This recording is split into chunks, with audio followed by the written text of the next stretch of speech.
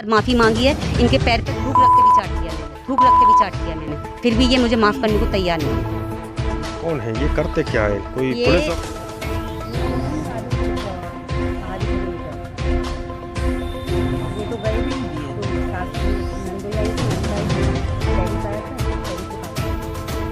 नमस्कार, मैं हूं आपका स्वतंत्र फोटो जर्नलिस्ट मनोज अलीगढ़ी। और जिस तरीके से घरेलू हिंसा लगातार बढ़ती जा रही है, कुछ इस तरीके का ही प्रकरण पुलिस लाइन में देखने को मिला। महिला अपने पति के पीछे दौड़ती रही और वो व्यक्ति स्कूटी लेकर रफू चक्कर हो गया। आखिर बात करते हैं कि ऐसी नौबत क्यों आई और आप काफ़ी दूर दराज से चलकर यहाँ महिला थाने में आई है। आइए बात करते हैं, क्या मामला है? क्या नाम है आपका? मेरा नाम निधि है, मेरा गांव मंजूरगढ़ी है अलीगढ़ में, मेरी ससुराल नोएडा में है। मैं नोएडा में ही रहती हूँ और मेरे हस्बैंड 2.5 साल से पुणे की कह के गए कि पुणे में जॉब करता हूँ, लेकिन मैं वहीं पर रह रही हूँ। उसके बावजूद उन्होंने मेरे को अभी 2023 में 21 जनवरी को डिवोर्स के पेपर भेज दिए हैं। और 1-1.5 साल पहले मेरे बच्चे को लेके गए थे, 1 हफ्ते की कह के कि मेरे भी बच्चे के साथ खेलने का मन करता है, मैं भी खेलना चाहता हूँ, तो लॉकडाउन में मैंने बच्चा दे दिया। उसके बाद ये हमेशा हर महीने में 2-3 दिन अलीगढ़ आते हैं अपनी बहन के पास, लेकिन बच्चे को भी लाते हैं, लेकिन मुझसे नहीं मिलाते। अपनी भाभी के पास बीच में आते हैं और मुझसे नहीं, मेरे पास घूम के जाते हैं, मुझसे ना बोलते हैं ना मेरे से बात करते हैं बिल्कुल भी, और ना मुझे खर्चा पानी कुछ देते हैं। मैं बहुत परेशान हूँ, मेरी सहायता करेंगे। नहीं तो आखिर ये नौबत क्यों पहुंची? नौबत इसलिए पहुंची क्योंकि घर में 2-4 लड़कियां रखी थी मैंने किराए पे, मेरा घर खाली था, और वो एक लड़की उनमें ऐसी थी गुड़िया नाम की, जो उसको लॉकडाउन में उन्होंने अपने साथ घुमाया फिराया। मुझे बताया किसी ने कि लड़कियों के साथ घूमते हैं, तो इसी बात को मैंने टोका टाकी करी, इनको बर्दाश्त नहीं हुआ, तो पुणे की जॉब कह के चलेगी। मैं पुणे में जॉब करता हूँ। आज तक मेरे को कोई अता पता नहीं है, कहाँ रहते हैं, कहाँ जाते हैं, कहाँ नहीं रहते। तो मैडम आप क्या करती हैं और आपके हस्बैंड क्या कुछ नहीं करते करती सर, घर पर रहती हूँ, मैं हाउस वाइफ हूँ, मैं कुछ नहीं करती, घर पे ही रहती हूँ। मैं खर्चा पानी अपने भाइयों से लेती हूँ, ये मुझे कुछ खर्चा पानी नहीं देते। सास ससुर की बहुत खुशामद कर ली, बहुत ज़्यादा। मम्मी पापा मुझे दैविक के पापा से बात कराओ, मुझसे वो बात भी नहीं कराते, ना अब खुद मिलते हैं, ये खुद मिलते हैं, ना मेरी बात कराते हैं उनसे, और ना ही मुझे खर्चा पानी बिल्कुल देते हैं। मैं बहुत परेशान हूँ, बहुत ज़्यादा। मेरी सहायता करें और मैं इनके साथ रहना चाहती हूँ। मैंने इतनी बार माफ़ी मांगी है, इनके पैर पे थूक रख के भी चाट लिया मैंने, फिर भी ये मुझे माफ़ करने को तैयार नहीं है।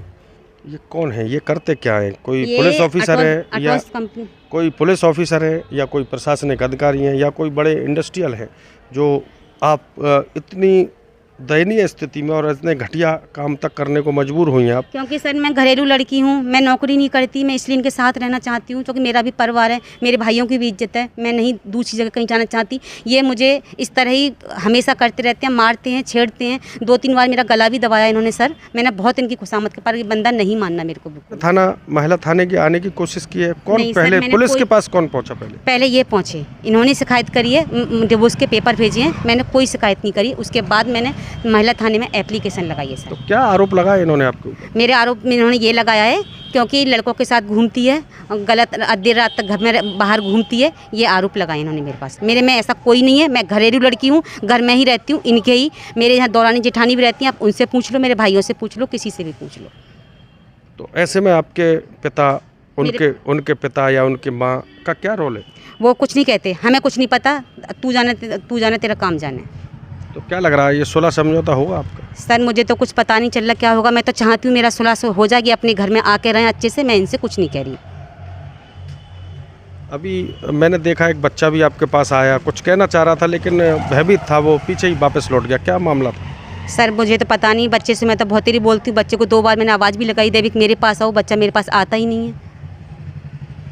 आप बताओ मैं क्या करूँ, मैं कहाँ जाऊँ? 17 साल शादी को हो गई, अब तो मेरा कोई और दूसरा रास्ता, नए सिरे से ज़िंदगी थोड़ी शुरू करूँगी मैं कोई अभी।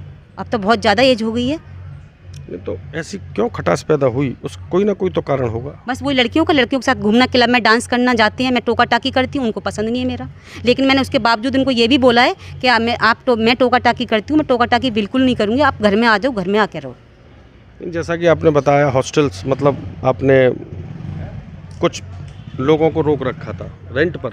हाँ जी सर, लड़कियां किराए पर रखती थी, मैं घर का लड़कियों को खाना बनाती थी, उनको खिलाती थी, घर का झाड़ू पोंछा सब करती थी, उनको खाने पर रेंट पर रख रखा था इनके सामने ही। 2 साल कोरोना में मेरे पास कोई नहीं रहा बिल्कुल भी, ना उन्होंने मुझे खर्चा पानी कुछ दिया। भाइयों से हर चीज़ के लिए मैंने पैसा लिया। तो वैसे में आपके भाई आपका सहयोग कर रहे हैं? नहीं क्या सर बिल्कुल भाई सहयोग कर रहे हैं। भाई तो खुद चाहते हैं कि मेरा रिश्ता बन जाए इनसे, भाई ने कोई शिकायत नहीं कर रहे। अब भी मैं भी इनसे माफ़ी मांगना चाहती हूँ, मुझे माफ़ करो, घर में आ जाओ मेरे। सुरेंद्र सिंह मेरे हस्बैंड ने, आप घर पर आ जाओ। मेरे बच्चे को लेके मुझे आपकी भी याद आती है, बच्चे की भी याद आती है, और जो कुछ भी मैंने आपसे कहा है मैं उसके लिए माफ़ी चाहती हूँ। आपके दिल को ठेस पहुँची है, मुझे माफ़ करो, अपने घर में आ जाओ। मैं क्या करूँगी आपके बिना, आप मुझे बताओ तो सही, मुझे भी रास्ता दिखाओ कोई, जो मैं कोई और चीज़ अपना सकूँ। मैं आपके अलावा किसी और के साथ कभी नहीं रह पाऊँगी, मैं आपके साथ ही रहूँगी हमेशा।